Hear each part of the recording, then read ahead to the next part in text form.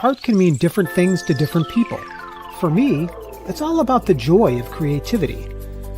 So if you draw, paint, write, dance, sing, craft, play air guitar, or even sculpt using nothing more than mashed potatoes, consider yourself an artist and join our conversation.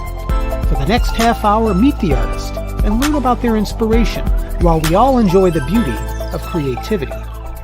Welcome to Season 2 of Art Talk with John Cole Artist.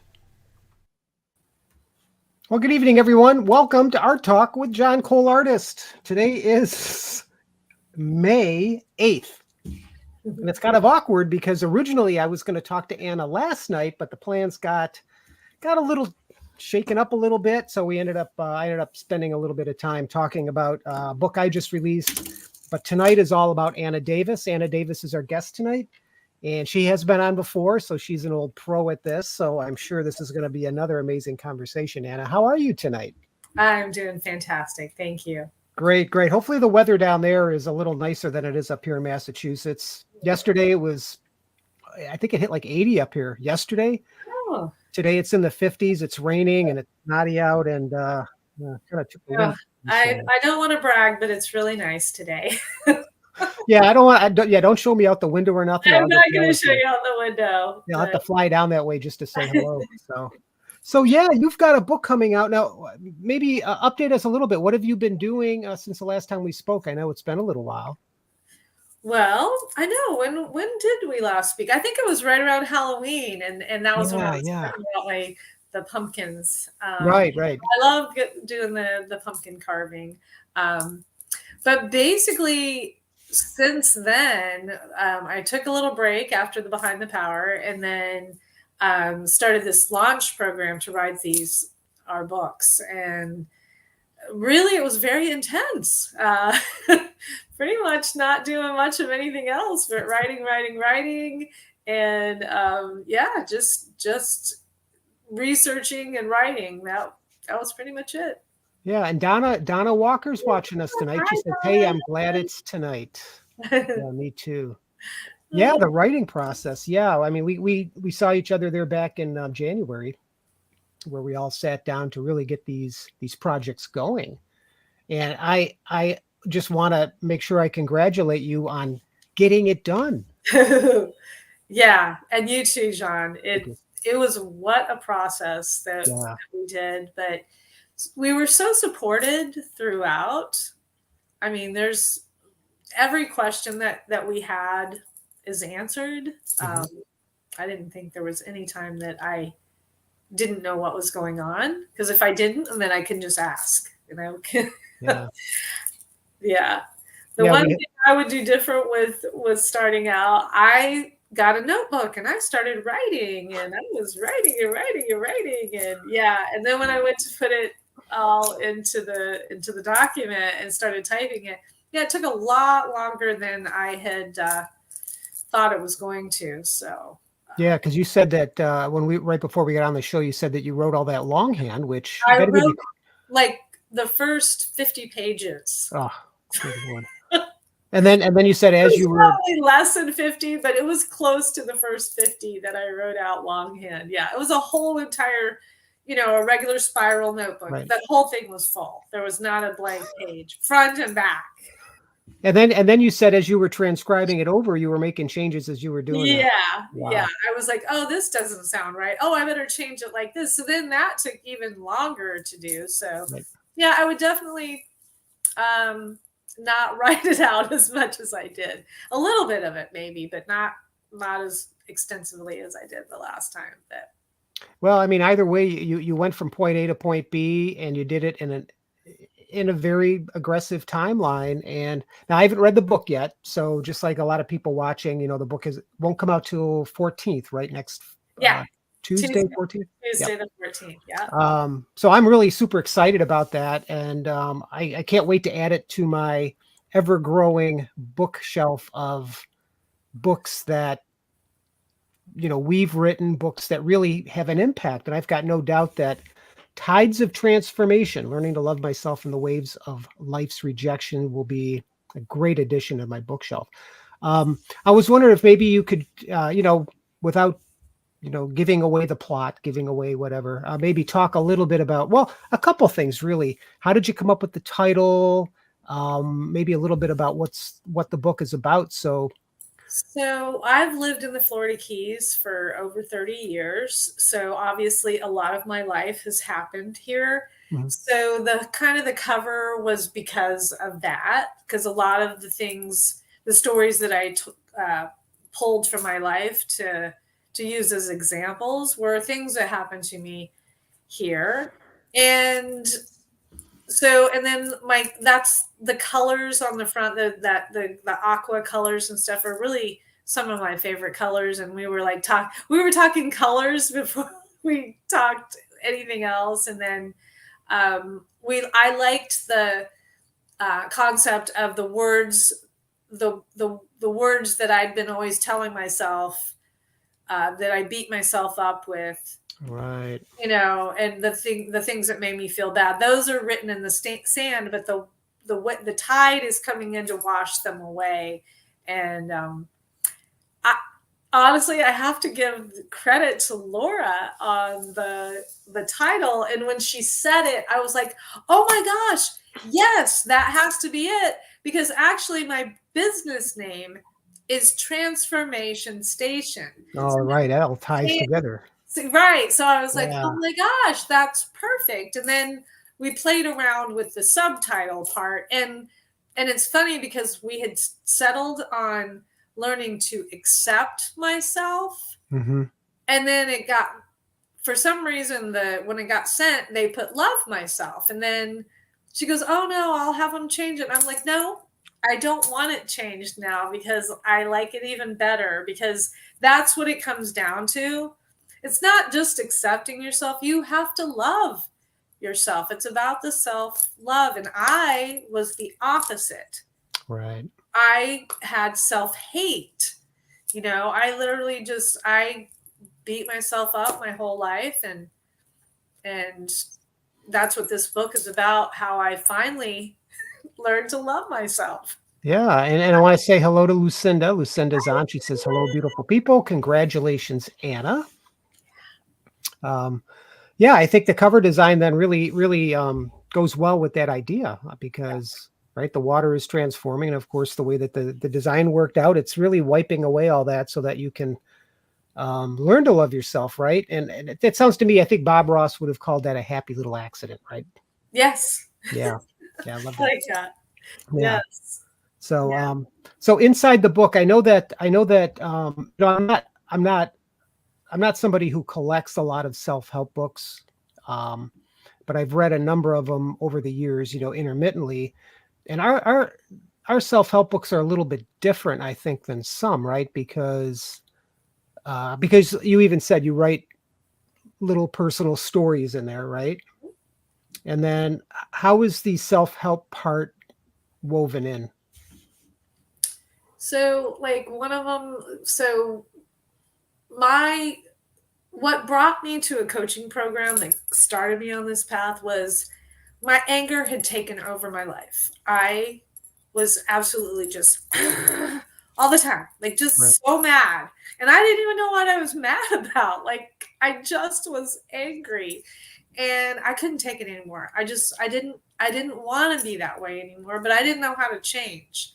And so that's kind of what this story is about, how I finally recognized what my anger was. My anger was covering up what I really felt inside, which was my fear and my sadness. Mm-hmm. Because anger actually does feel more powerful than It does. fear or sadness. Yeah. But when you let it take over and you're just, living on the edge all the time with the slightest thing sets you off, that's where I was. So I couldn't take it anymore. I didn't want to be that angry anymore. Yeah. Yeah. So did you find that transformation, to use your word, right? That transformation from being an angry person to, I don't know, how would you categorize yourself now? Happy, less than angry? I mean, where are you at in the I can process? still get angry. Yeah. Well, I mean, that's an And emotion, right? There's nothing wrong with it's that. Right? it is. But when I realized that the anger was secondary, like it wasn't the primary emotion.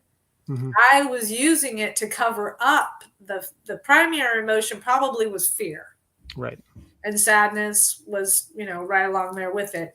But I was using the anger to cover those up because that's not fun. Being, sad and fearful is just not fun. And it feels better to be angry. It feels like you're more powerful, that you're not just taking it. Right. Right. And so, yeah, but then when I finally dug into this work and I realized that it was my fear that had been the problem all along. And it was like once that awareness happened, it was easier to dig into it and okay, but why am I fearful? What caused, what are these subconscious things that trigger me into this fearfulness? So Mm-hmm. yeah. Yeah, and I know, my understanding, again, I haven't read it yet, but when we talked, I know you get into some pretty heavy stuff, and so let me ask you without, you don't have to relay any of the stories because again, I really want folks to get a copy and really, take a bite out of it.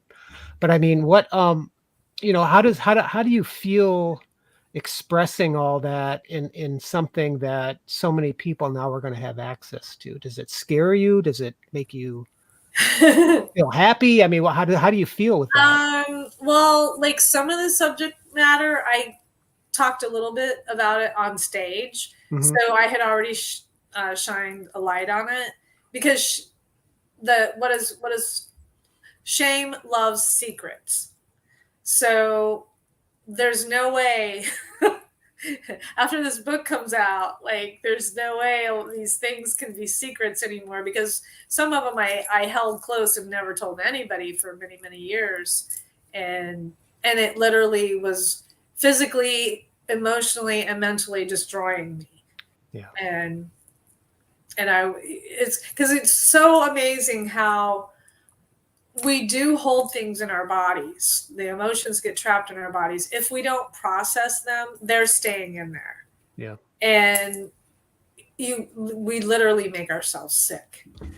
Yeah, it's that is interesting because I don't think before I started, working with Allison or having, you and everybody else in this just simply beautiful community, I don't think I ever really believed that that, your emotional state. I mean, you hear it, right? You hear other people say, well, you got belly aches because you're anxious all the time or blah, whatever. And I don't think I really believe that, but um, it really is true. I mean, you just take anger as a great thing because I mean, I suffered from that problem for years as well. And what I didn't realize is that when I didn't feel it, I felt better. Now I know that sounds really weird, but again, for somebody that doesn't believe that, they choose not to believe that. Um, they don't know any better until they don't have it anymore, and then they're like, "Well, holy moly, I could have handled this years ago, right?" Or whatever, and changed some things or thought differently or whatever. So Yeah. yeah, Yeah. And then I remember one time that someone told me I needed anger management, and that really made me mad. oh yeah, Like, really? Yeah. No, and then I got labeled as a child. They told me I had a bad temper, oh there you so go. that Yep. like validated me to be angry, Right. which is the opposite of most little girls. Most girls are basically, we're not supposed to be angry. But for whatever reason, I was allowed to be angry. So I was. Right. Well, I mean, you'd think this to some extent that's probably healthy to allow people to express their feelings, but I suppose if the underlying reason is something that isn't resolved and then you have it, forever until you don't anymore. I mean, that's really I think where the problem lies, right? That's where when we talk about healing and things like that, um, I guess just to be able to express your emotions is Yeah, fine, but unless you address what's causing them, I guess, or what's sparking them, yeah. yeah, Yeah, that's kind of what I emphasize the importance of processing the emotions, but also you have to be aware of them before you Right. can actually process them. If you don't know why you're feeling that way. So I like what Allison tells us about getting curious. Get Yep. curious. And that really works. It really does. But people, I know so many people that have stuff trapped in their bodies. I know somebody that is so sick, and it's just because she worries constantly Right. about everything. And it's just, I look back and I was like, man, I kind of was like that too. Like, it's like, if you feel like if you can save, this thing over here, then that validates, well, that makes me worthy. Mm-hmm. And because Yeah. I had so many different uh, things that I fought for. Right. and and really I was just trying to fight for my worth. I did believe in those things, and I still believe in a lot of causes and stuff, but looking back I see that I was doing it trying to validate my worth Well, because it's I didn't feel like I had any. well, yeah, but for folks of our generation specifically, I think, I mean, that we were taught that. I remember growing up and always hearing the term work ethic, right? You have that this good work ethic in order to achieve things in life. And really, today I look back and think of that term as just a way to avoid yourself for the benefit of other people.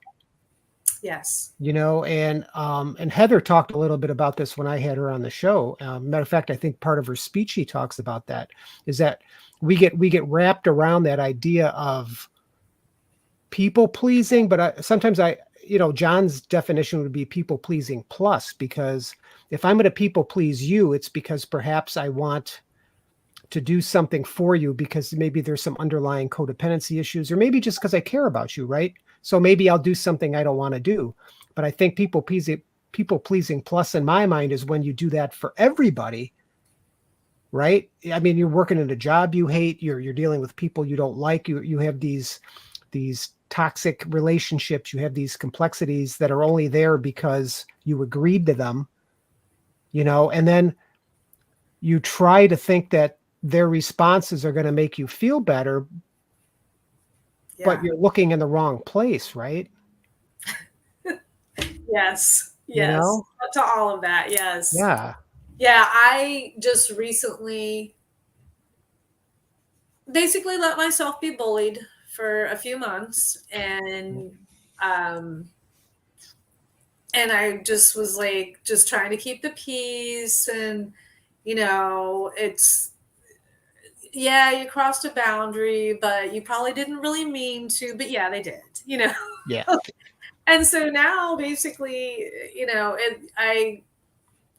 I recognized that it was their issues, but they were, broadcasting them onto me, and it was like, no, I'm not available to be bullied anymore. And I finally put my foot down, and Yeah.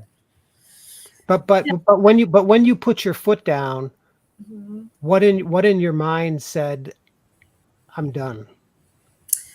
um I just couldn't take it anymore. Like, I was like being treated in a very passive aggressive way, Right. and being gaslighted, and you know and and it was a family member. Right. So I was like, and I family is the other F word. So very true, Yeah. and I thought I might have been exaggerating what I was perceiving, but I wasn't. I Right. Right. I was just trying to just like keep the peace, Now, do And you talk about this particular thing in Tides of Transformation? not exactly, but yes. Okay. Yes. Yeah. Right. Yeah. Yeah, I can't wait to read that and really understand more about that, because what's nice about what I'm hearing is that the things that you're talking about, although you and I are not related, we've only known each other for maybe 2 years. Other than that, we wouldn't know each other when we're passing on the street. What's interesting is that some of what you're saying I resonate with, and that's the cool thing. It's not cool that it happened to you, don't get me wrong. It's No. just cool that you can talk about it, you can write about it, and other people are now going to read about it, and they're going to say the same thing I am, which is, you know what, I feel for Anna. I get her because I've been there, or I've had something very similar to that. Yeah, it's so funny that when we are in our coaching sessions, the group, Mhm. and people, and like someone volunteers to have something worked out. Yeah. I swear, it doesn't matter who it is, what it is. I get a piece from it too, because we are all human, and we basically have, 4 basic emotions. So we all have the same issues Yep. because we're human. And I've noticed, like, I I like to fall back on the 4 agreements. Mhm. Not taking things personally. I thought that was the hardest one. But now I pretty much don't take things personally now, because it really is, it's other people. It's what they Yeah. think of themselves, and they'll project it onto you, trying to make themselves look better or whatever. But that doesn't bother me now. The one I really have to work on is assumptions. And I thought, oh, that's easy, you just don't make assumptions. But it is amazing how you make assumptions Yeah. all day long, Oh, yeah. for the littlest things. And it's like, it's tripped me up a few times, even assuming good things, Right. because you should never assume. It's basically trying to read people's minds, kind Mhm. of. So It is. It is. that I made some wrong assumptions, and that was on me, so I know that's my fault for assuming. That old saying, assume makes an ass out of you and me. Oh, yeah, yeah, that's it. Yeah. Yeah, I remember that. Yeah, I've heard that a few Yeah. times. Yeah. So Yeah. that's the one that I'm looking at the most now, because the Mhm. people pleasing, I'm better at that too. I Mhm. I I used to just, I would say yes when I meant no, and no when I meant yes, and and I'll suck it up, and Mhm. yeah. Well, I agree. I think the assumption one is probably that's tough because I would argue that most people assume that they can't change their lives. Absolutely. That You that know? is, and that's one of the worst assumptions out there, Mhm. because I assumed that too Oh, yeah, me too. Yeah, until yeah. I started this work. And unfortunately, a friend of mine told me one day, and it made me so sad. She said, "Trauma can't be healed." That's not true. And that's what I said. I said, Yeah. "Well, I'm sorry, but I'm healing mine. So yeah, it can be." Yeah, I mean, it might not be 100% healed because it is an ongoing thing. Yeah. Unless it never happened, it happened, whatever it is. So it's always going to be there. But I think the key thing is to not have it not have it run your life, Yes, you know? absolutely. Yeah. Because you can't make it go away. Right. And depending on what the trauma was, as to how many times the triggers are going to come back up. But healing is not linear, No. it's spiral. I like that analogy of, you spiral around, you come back to it again, but this time you know more, so you can handle it better. Right. Then each time it comes up again, it's easier to handle. Yeah. Yeah. It's a learning experience. When you take your math test and you get a 50%, go back and you learn a little bit more about it. You come back, you get a 70, and eventually when you sit down to take that math test, it's still there because, like me, I'm not a big math fan, but I know at least how to manage the problems, right? It's probably a horrible analogy, but it's the only one I can come up with, spontaneously. So, but yeah, so we're already at minute 25. So the book is coming out on 14th. Now, are you going to be doing digital and printed, or just digital, or what's your plan of Yes. attack for next week? My plan is coming out the digital copy on Tuesday. And then I believe it's going to be June the 3rd is when the paperback will come out, which is like 2 weeks. June. Oh, we're that close to June already, aren't we? Yeah. Holy moly! It's like the week after, like, I don't know. It's like, it's not Memorial Day week. It's the next. The week after, right? Okay, cool. Yeah, and if folks don't have a Kindle device, if you have a cell phone, whether or not it's iPhone or Android, there is a absolutely free Kindle reader. Yep. And what are you going to be selling your Kindle version for on day one? 99 cents. Dude, everybody can afford $1. Come on now. Actually, it's not even $1. It's 99 cents. Right. Yeah.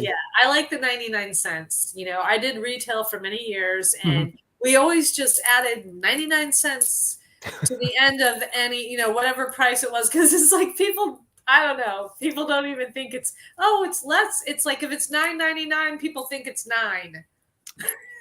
Yeah, it's funny. I'm one of those people that when it's funny you should mention that, completely off the subject, but I'll see something in the store that's $13.99 and I'll immediately round it up to 14. But then other people, they're like, "Oh, it's only $13." Well, no, it's not. It's $14. No, it's $13.99. Well, whatever. But that's why all the retail places that add those cents after it, and they do it different. Like sometimes it's 89, sometimes it's 95, but that's why they do it, because they get an extra almost $1 out of you without no kidding, actually consciously knowing you're paying it. So now we should, before we go, mention the big thing that is in fact happening in, is it exactly a week from today? Is it Thursday? It's a week from tomorrow. It's a week from tomorrow. What's today? Wednesday. A week from tomorrow. And what is that, Anna? We are going to be in Marietta, Georgia for the TEDx event for the first time. Is that what it's called? The first. The inaugural, the first time we're going to be doing it. Yeah, I'm very excited about that. I'm practicing my speech constantly. Yeah, and folks, I've heard her speech. It's an amazing speech. Matter of fact, I heard you last year, actually previous 2 years, right? Behind the Power. Anna, you were a wonderful speaker, and the message that you're going to be talking about is going to really impact a lot of people, because you have a very important message that you're speaking to. I won't spill the beans, because eventually it'll show up on YouTube, and then you can share it, and you can.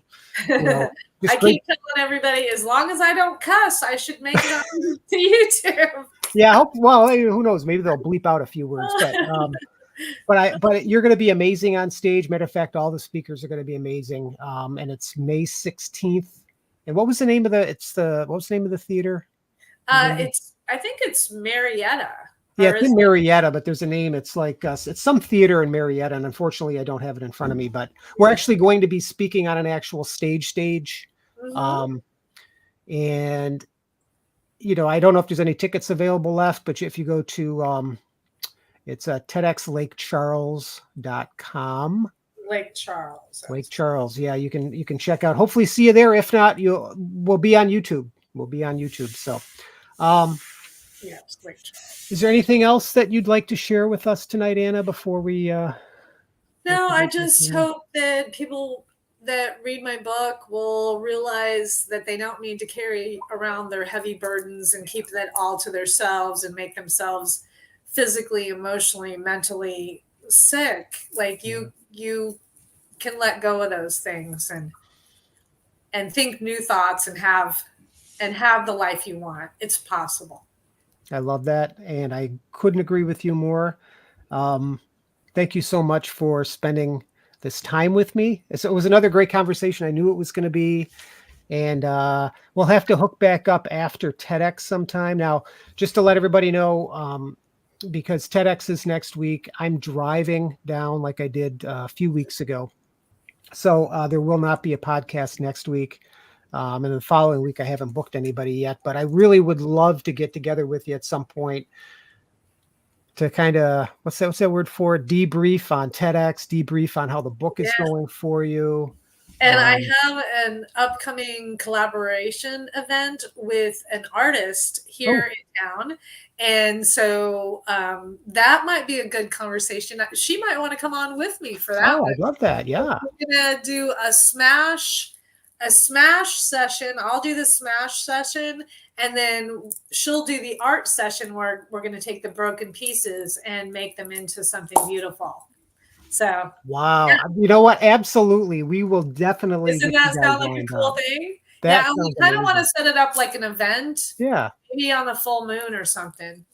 And yeah, I mean, what the heck? Make sure all the stars are aligned and everything. Do it. And well, full moon's a good time to release things. You know. Yeah. Awesome. Yeah. All right, Anna. Well, again, thank you very much. If you could just hang on for a few seconds. Everybody else, thank you so much for listening. Thank you so much for watching. And if you're watching this on a replay on Spotify or Apple or Amazon or wherever you're watching it, I hope you guys have a great day, and we'll see you soon. Bye, Anna. Bye. Thank you so very much for joining me on the Art Talk podcast, where it's my goal to bring artists together to talk about their craft. If you'd like to join me for a conversation, please reach out via email at johncoleartist@gmail.com or by visiting my website at johnrobertcole.com. So until next time, keep crafting, painting, and inspiring others with your creativity. You make more of an impact than you know. See ya.